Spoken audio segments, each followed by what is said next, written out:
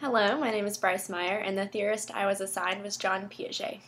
Jean Piaget was born in 1896 in Switzerland and is considered one of the most influential psychologists in history. An anonymous reviewer of his work once wrote that determining his impact on developmental psychology is like determining Shakespeare's impact on English literature or Aristotle's on philosophy. Impossible.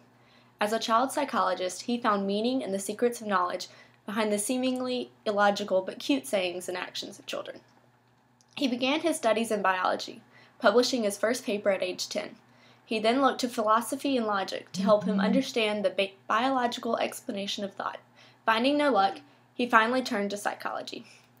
Piaget's focus on developmental psychology in children resulted from watching his 3 children grow. He and his wife observed them intensely and viewed the children almost like subjects in an experiment. Piaget wanted to know more about how their minds grow and develop. He spent much of his life talking to, listening to, and watching children. He observed that children don't think like adults. They have their own unique thought processes and sense of logic. He said that you can't see babies and child's minds in adults' terms. They're logically different.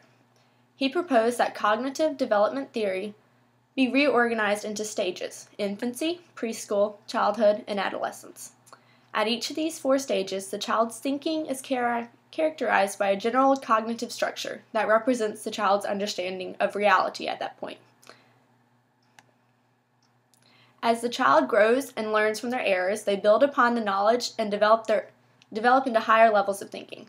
They construct knowledge through exploring their environment. Piaget's stages aren't rigid but flow into one another as a child's cognitive ability grows. However, the order of these stages is important. It is not the age of acquisition, but the sequence of transformation, says Lorenzo and Machado in their article In Defense of Piaget's Theory from the January 1996 publication of the Psychological Review. The first stage of Piaget's model is sensory-motor, which ranges from birth to age 2. During this stage, the child experiences the world through movement and their senses. They also learn object permanence. Object permanence is when the child understands that just because they can't see the object anymore doesn't mean it no longer exists. Think of a game of peekaboo with the child. The second stage is pre-operational stage. This stage covers age 2 to 7 and is when the child develops motor skills. Children also develop an understanding of past and future and the use of symbols at this stage. However, they see the world from only one perspective, their own. The most famous example of pre-operational centricism was demonstrated through an experiment where it was found that children are unable to conserve liquid volume when poured into different size containers. The third is concrete operational. Children 7 to 11 fall in this category.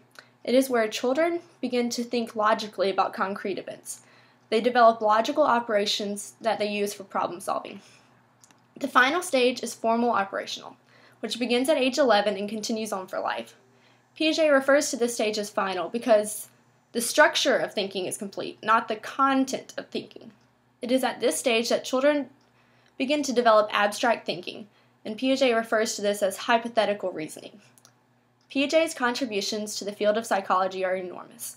He created new fields of science in developmental psychology, cognitive theory, and genetic epistemology. His findings also led to educational reforms based on the knowledge of how children think and understand the world at different ages. Piaget was still working to understand development when he passed away at age 84 in 1980. He transformed psychology and helped to answer the question, where does knowledge come from? While he had many critics, as the article I read revealed, no theory has ever come close to having as great an impact on developmental psychology as Piaget's.